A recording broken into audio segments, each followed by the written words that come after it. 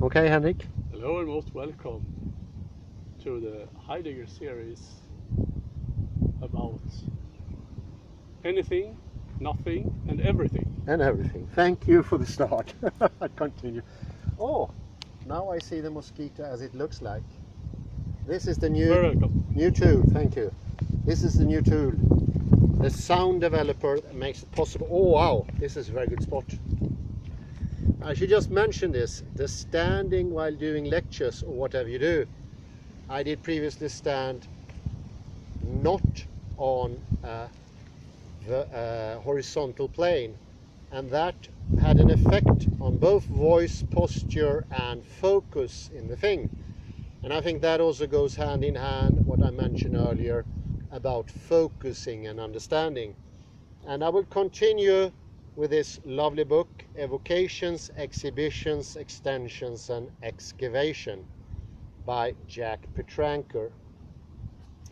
And I was talking about awareness, which is a very important part when it comes to understanding the different modus.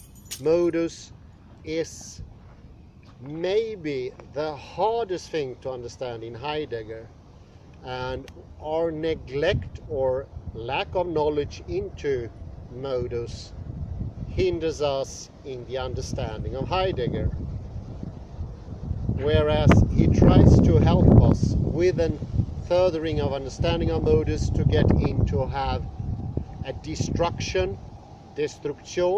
of the subject-object division instated, for instance, by René Descartes.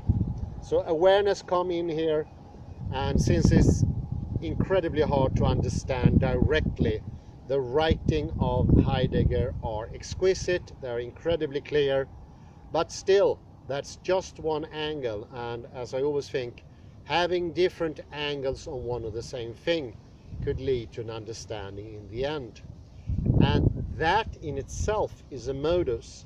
This book I'm taking up now is a completely different modus. The language in the book is everydayness, it is common sense, everything is sort of illustrated with common example, not so very common in being in time, maybe in some instances, but usually we don't find clear examples. We were talking in the previous part about sitting in front of the computer, having words in awareness, and these words are taken down, they are captured. So I have a sort of a space of awareness, it goes around me, and I can take in those things by capturing them, reaching them. I heard people calling this taking down the thoughts or moving the ideas down to the area of action. And I think that is a very clever way of looking at it. And this is of course something that is similar to the ideas of Ian McGilchrist, where he says the left hemisphere captures images, presentation, objects too quickly and thereby lose them completely. So we lose the ideas if we in our internal go too quickly for them. They will be like sand castles, and the sand would slip through our fingers and diminish to nothing. This is what modern academia does. It's an anti-intellectual movement, but it's not an ideology. It is the pre-understanding that is never addressed, and thereby the pre-understanding can make its job. It's a little bit like having an advanced course in, for instance, Arabic, about Arabic cuisine or literature or architecture, but the people in the course haven't gotten a pre-understanding, or the pre-understanding has never been addressed. They don't speak Arabic. That is like 50% of the problem with modern academia. If you don't address the pre-understanding and the students are coming, their pre-understanding is a division between subject and object. There will be no knowledge on their part. And also the pre-understanding of the teachers, the professors or educators, the tutors, will also be a pre-understanding of a strict division between subject and object. So the whole problem will be reinforced. And since with an establishment of a clear subject and a clear object, no knowledge can be gained, or only this diminished form of knowledge, which is called polar knowledge. What can be reached, though, is practical, repetitive, almost muscular intellectuality, completely devoid of abstractions, intellectualizations, clarifications, divisions and all that. All the sharp tools disappears once that the Cartesian division is well established, which is already is when you start your education.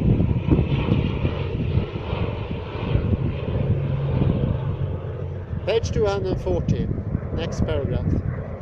The focus of awareness shifts back to sitting at the computer in the study. I'm aware that my immediately preceding awareness was more interior, on thoughts and ideas. Some thoughts articulate, other diffuse. I was, however, not aware of sitting in the study. That aspect of awareness seemed less central, almost as if dimmed. It seemed to become distant as the focus centered on thoughts. I realized, for example, that I was distantly aware of my wife typing at her own computer. As I reflect on this, awareness is filled by the room. Her presence, the sound of her typing, and the inner contents and operations of my mind fade. I recall, notice in retrospect, that when I was aware of my thoughts, my mental interior, it was diffusely associated with my physical being, my body, the sounds in the room, my presence as a subject, as the observer, thinker, and experiencer. What is in focus, what is centrally in attention, is what I would usually say I'm experiencing. Everything else, however, is still present in awareness, though dim or more peripheral. When I'm attending to my wife, I still have a mind and thoughts. When I shift my position, a bodily activity, on the chair, it is present in the study. Awareness holds it all. Awareness encompasses the whole of it. The figure on the next page presents one view of the situation.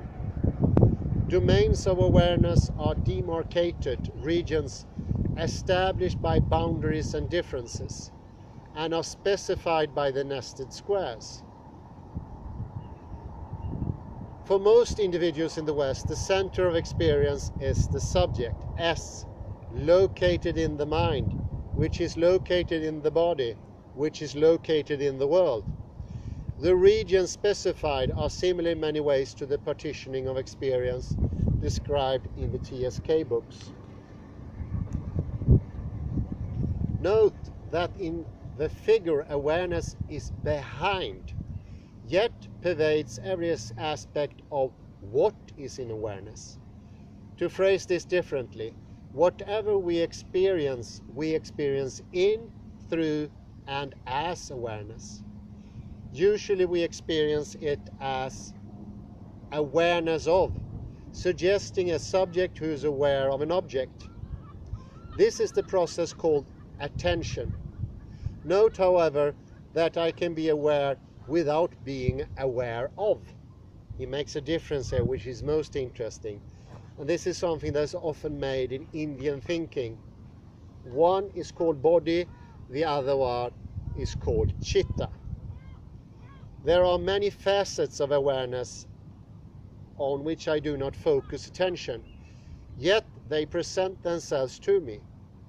In the preceding example, my wife and her typing, my body and the room, there, yet not in focus of attention. There is perpetual tendency going on here. This is why it's so extraordinarily important to understand Heidegger, that we need to understand that the mental room is literally the same room as any other room. There are no difference there. And not understanding that is to still be in the Cartesian division.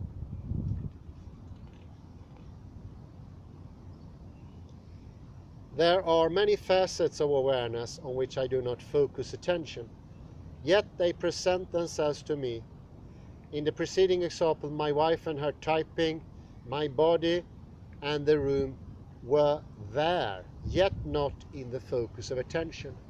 The subject aware of the object relationship arises for those objects I attend to, but not for those simply in awareness.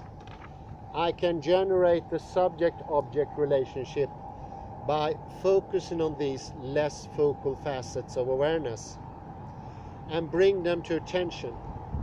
I do not have to do this to be aware of them. They are simply present.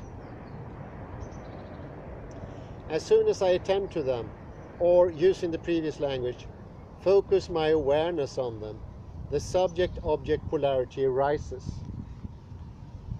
The subject appropriates as its own awareness that emerge, but paradoxically, a careful tracking of what occurs shows that experientially it is the other way around. The subject is simply another kind of awareness. For instance, a thought emerges in the mind. The subject notices the thought and appropriates it as my thought. This is the capturing. Furthermore, the thought and its emergence is called my thinking. Yet the subject, who claims this mind as its own, arises in mind the same way thoughts do. Why should the subject be more primary than thoughts? The subject makes the claim to be more fundamental than the mind, and the apparent source from which thought and subject seem to emerge. But if awareness is partitioned into world, body, mind, and subject, why should one partition have primacy over another?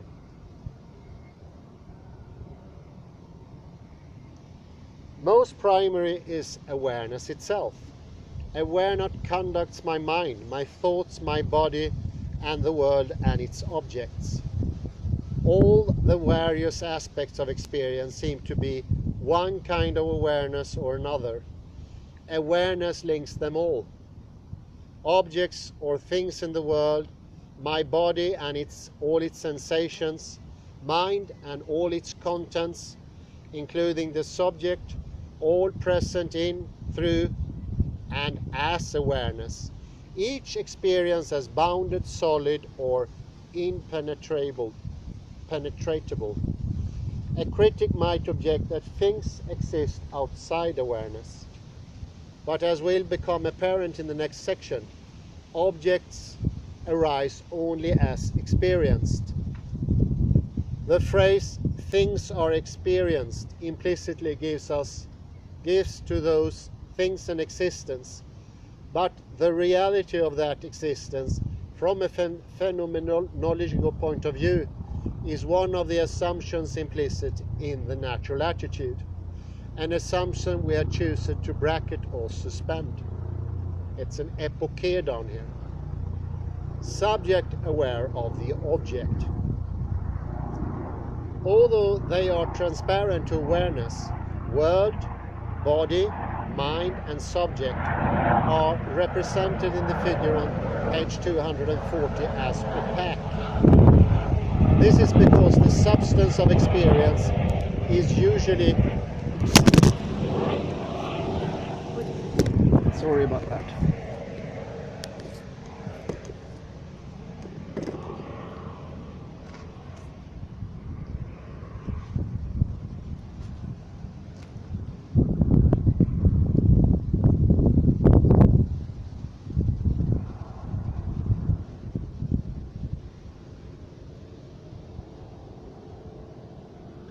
This is because the substance of experience is usually considered impermeably bounded and separated into distinct objects.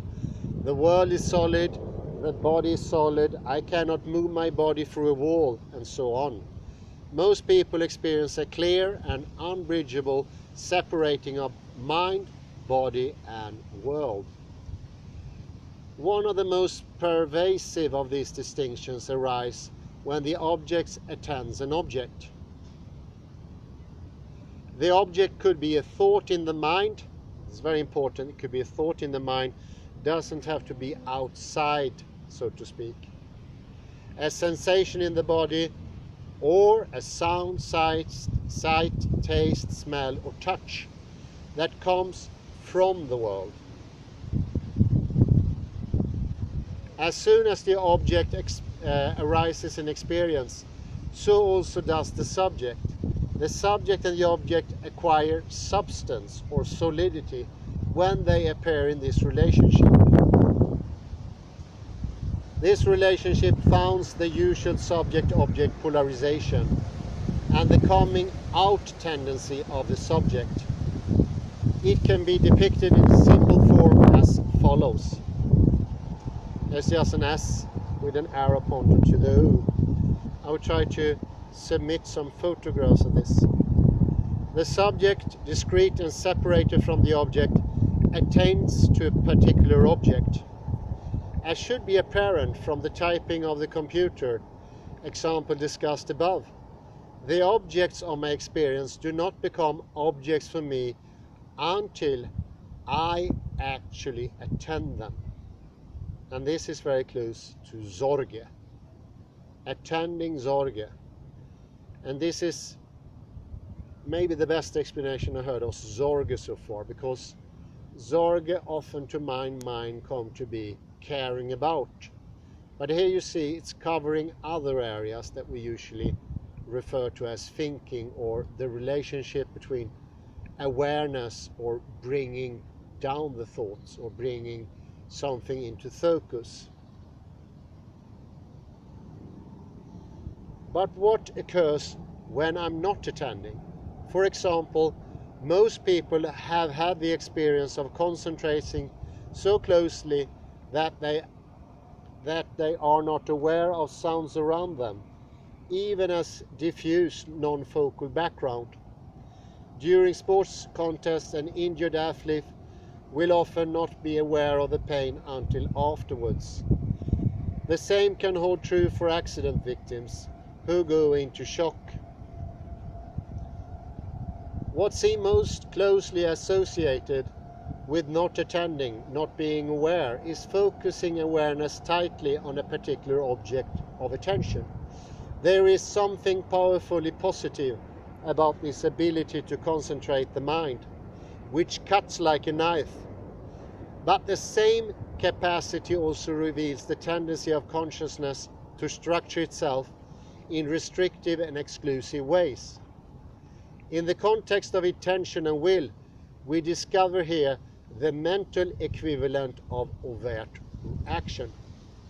Almost always, to focus awareness so narrowly and totally requires unwavering attention, and to persist often requires will. At other extreme, the conscious effort to concentrate almost always seems to disrupt concentration.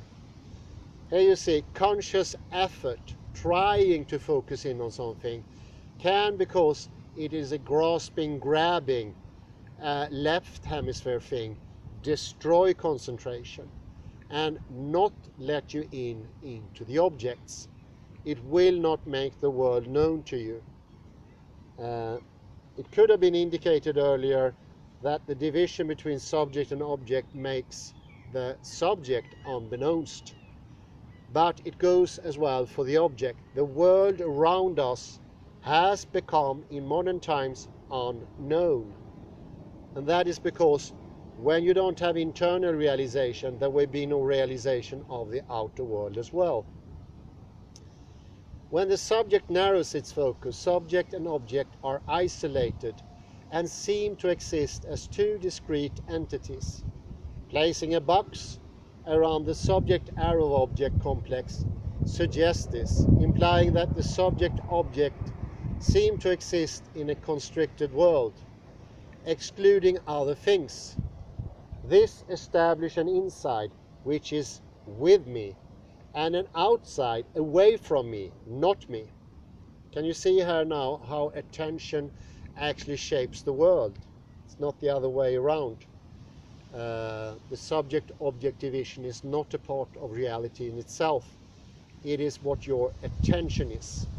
You have a posture, you have an intent on seeing the world as a division of subject and object only. It can be no other once this has come into action.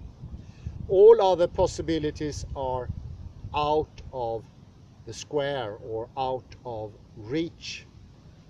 It becomes solidify. And once it becomes solidify, it will not be with you anymore. You will not have an understanding of neither the subject nor the object. There will be a no understanding. This is what Ian McGilchrist called the simulacra. The simulacra we're living in now. 92% of the population are living in the left hemisphere, which makes it very little chance that they will have any actual connection to the real world. They will live in the inventions and the illusions of the left hemisphere. And they will also live without higher thinking, abstraction, because abstraction lives in the body. Instead, we will have this repetitive, constantly regurgitating, ruminating words going on to your head, where you try to establish reality from within, try to prove that an experience or something you saw or something that you even thought really happened, that you really thought it, you really experienced it. This is a short trait of being in the left hemisphere. If you are in the right hemisphere, you will never ever doubt the existence of a happening. There will be no rumination whatsoever. Rumination and regurgitating is always caused by you don't have a connection to the world. And oddly enough, a lot of philosophical debate and discussion is based in the fact that these people are not in the right hemisphere, not in reality.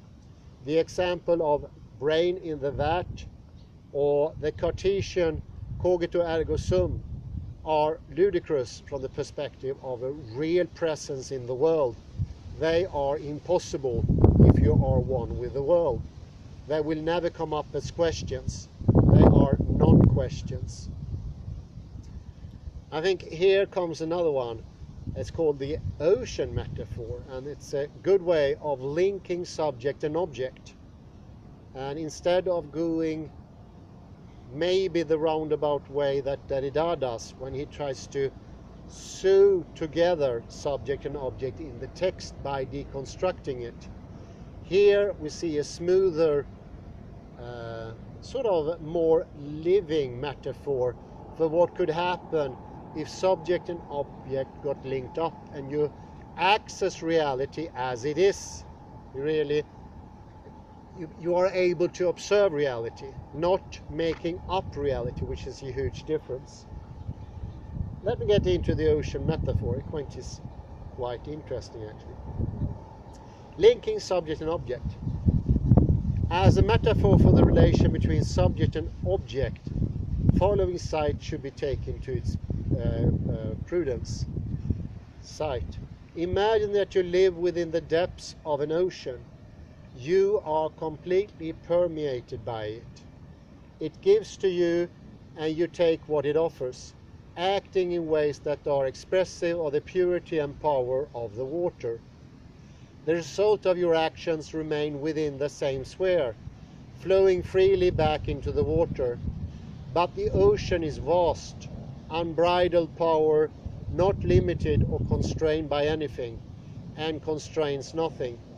It permits everything, even ways of relating to it that are very limited and standoffish. Perhaps you come to live on the very peaks of these waves and look across to the peaks of other waves around you.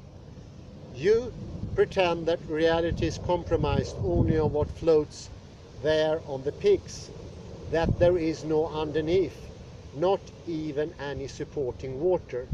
This is maybe the best metaphor I ever heard for the subject and object relationship, and a more encompassing, healing way of seeing it. This is why that text is so good, because this is one of the harder things to understand when that destruction or deconstruction is going on, and that is that it is a sewing together of two factors that we always feel to be completely separated, and that they will not lead themselves into unification in an easy manner. These suggestions lead to modification of the relation between subject and object described above, as shown in the two figures below. At the top, the subject continues to attend an object. Subject and object are separated and bounded, with attention moving from the subject to the object. Neither participates in awareness. At the bottom, awareness is beginning to open. Now, the experiential distinctness takes place against the background of a more inclusive awareness. The subject-arrow-object relationship sinks into the ocean of awareness. Subject and object are still distant, but now they are connected through and possibly as awareness. Even the arrow of attention is included in awareness. So you see here the modus of attention, and I think that could be likened to the operational model in quantum mechanics. I mentioned the other day an experiment called the Frauschinger experiment by a Swiss guy, Renato, I will put the name in here, and it's about Alice and Bob, and Alice's friend and Bob's friend. And what they do there, they take the instrument, the machinations, into consideration, and they see the observer, the way of observing, which is the machinery, as one unified thing. And therein collapses the superposition. This is exactly the same thing, but shown with the ocean. I think this is quite brilliant. Maybe the best insight I had so far in sort of alleviating that tension that often exists. The mode needs to be in on it. Understanding the mode, one could say it like this: if you take the mode into consideration, once you do your observation, you will ease up your harsh observation. It will be not as grasping, will not be as conquering of the object, and therefore understanding the modus will make everything more flexible, easier.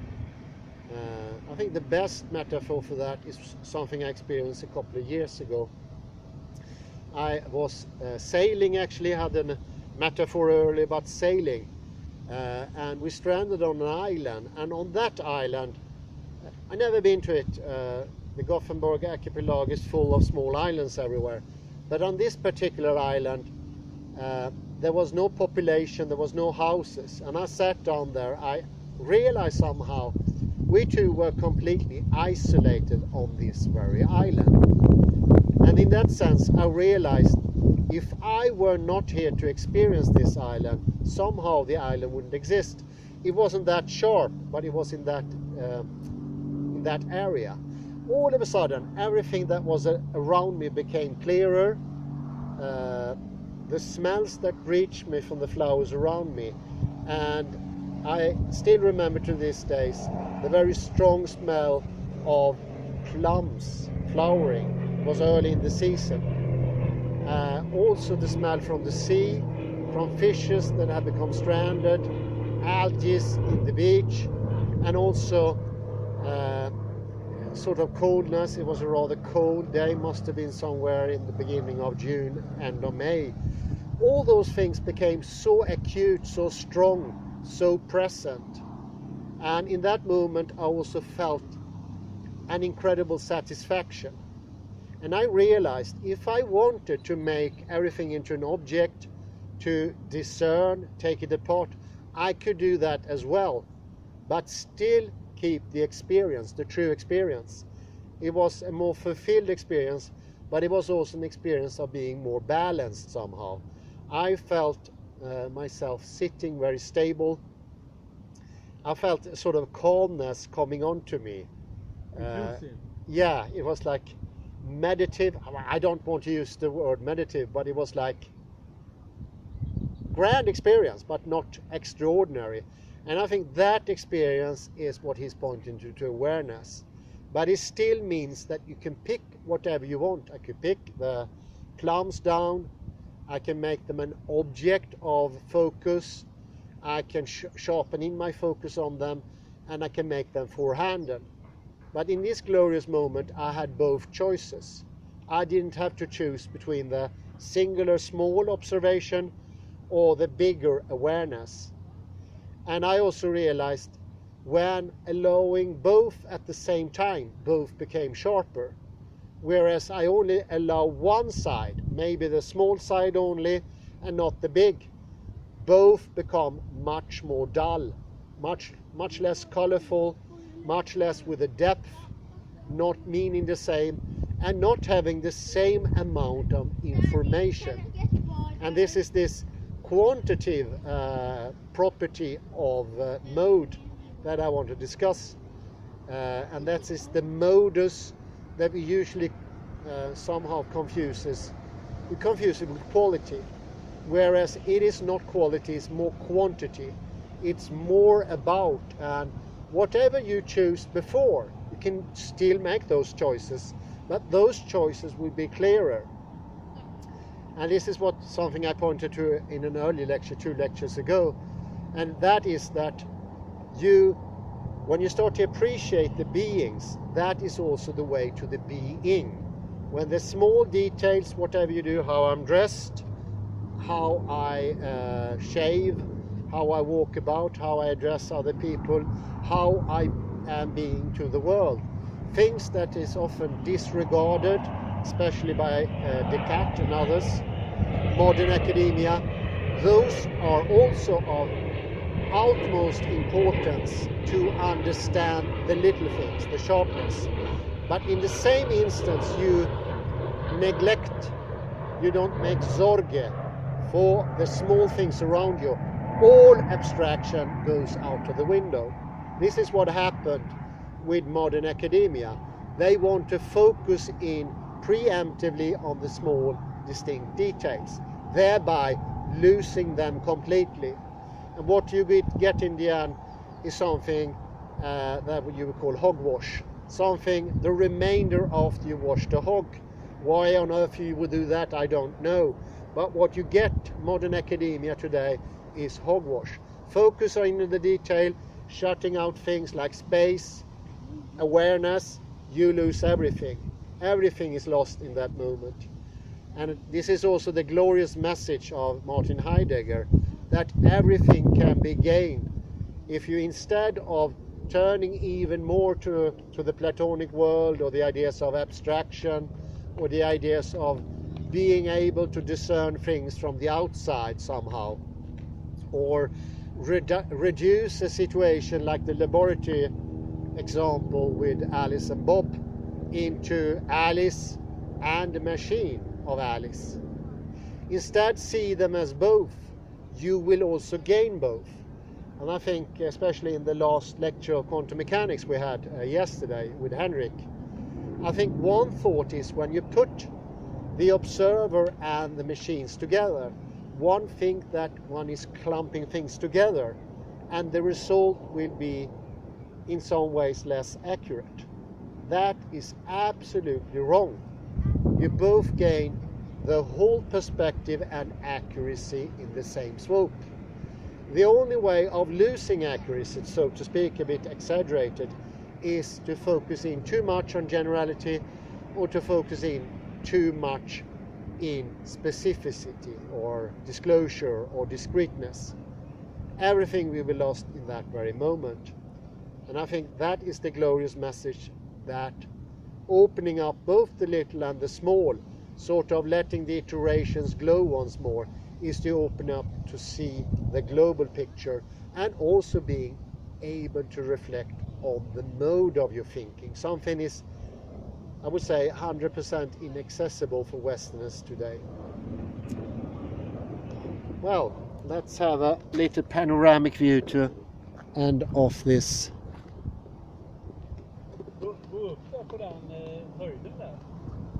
Let's see, I'm getting up here to have a even sharper view.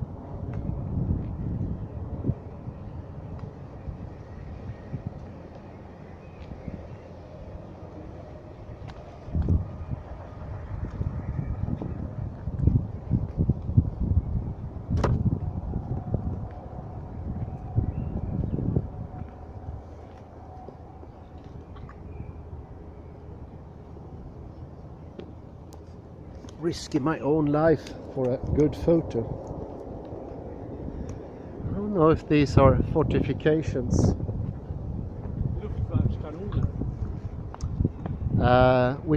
What is that called in English, Henrik? I will give you 2,000 crowns if you know what that's called in English. Artillery. No, it's 4 syllables only. Begins with an F. I give you too much help now. F. It's called flak in English. Flak. You lost 2,000!